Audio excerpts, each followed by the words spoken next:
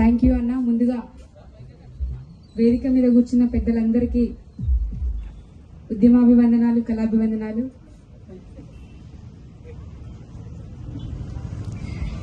నేను గద్దరన్న మొదటి వర్ధంతికి యోచనన్న రాసిన పాటని ఆడియో వీడియో రూపంలో గద్దరన్నతో నాకున్న అనుబంధం నేనేమిచ్చినా వెలగట్టలేనిది కాబట్టి మాకు అనేక సందర్భాల్లో పాట రూపంలో కానీ మాట రూపంలో కానీ చాలా విషయాలు వేదికల మీద నేర్చుకునేవి ఉన్నాయి. వ్యక్తిగతంగా కూడా ఎప్పుడు అంటే ఇంటి దగ్గరనే, ఇంటికి పక్కల కొంచెం గల్లీలో దగ్గరనే ఉంటుంటే నేను ఎప్పుడు కలవాలనిపించినా వెళ్లేదాన్ని. ఆ ఉన్న అనుబంధంతో గద్దరన్న వారసత్వాన్ని పాట రూపంలో, ఆట రూపంలో, మాట రూపంలో తీసుకెళ్లాలని నేను ఏమిచ్చినా వెలగట్టలేనిది కాబట్టి పాట రూపంలో తీసుకురావాలి అని చెప్పి, పాట ఉందన్నా నేను చేస్తా అని చెప్పి భరతన్నని మా పస్తూరు రవీంద్రన్న ద్వారా కాంటాక్ట్ చేయగానే చెల్లె నువ్వు జైరా అని చెప్పి నన్ను ఎంతో ప్రోత్సహించారు. సత్యయ్య బాబు గాని భరతన్న గాని. ఆ పాట మీరందరూ వినే ఉంటారు. గద్దరన్న భౌతికంగా మన మధ్యలో లేకపోవచ్చు కానీ పాట రూపంలో, మాట రూపంలో, ఆట రూపంలో ప్రతిరోజు గుళ్ళ మీద అయితే పాటలు పెట్టి ఎట్లా గుడి తలుపులు తెరిస్తాయో ఖచ్చితంగా కళాకారులకే కాకుండా నార్మల్ గా అందరికి, ప్రజలందరికీ కూడా పాట రూపంలో గద్దరన్న పాట మనల్ని తట్టి లేపుతుంటది, చైతన్యపరుస్తుంటది. అట్లనే నేను కూడా యోచనన్న రాసిండు, తూపురాను గుండెల మీద తుఫానోలే పుట్టింది, తూపురాన తుపాకేసి వీపుని మిరి దట్టింది, తూపురాను గుండెల మీద తుఫానోలే పుట్టింది, తూపురాన తుపాకేసి వీపుని మిరి దట్టింది, తెలంగాణ పల్లెలన్నీ ఖాళీగా చెదగొట్టింది, తెలంగాణ పల్లెలన్నీ ఖాళీగా చెదగొట్టింది, తెలంగాణ పల్లెలన్నీ ఖాళీగా చెదగొట్టింది, తెలంగాణ పల్లెలన్నీ ఖాళీగా చెదగొట్టింది, ఊరిలోనున్న దొరగాళ్ళని తరిమి తరిమి కొట్టింది,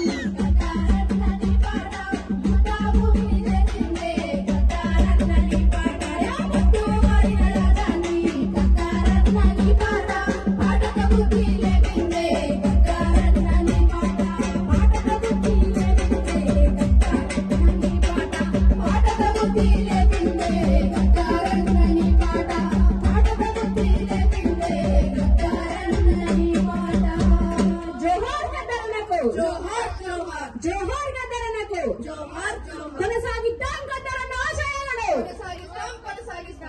థ్యాంక్ యూ.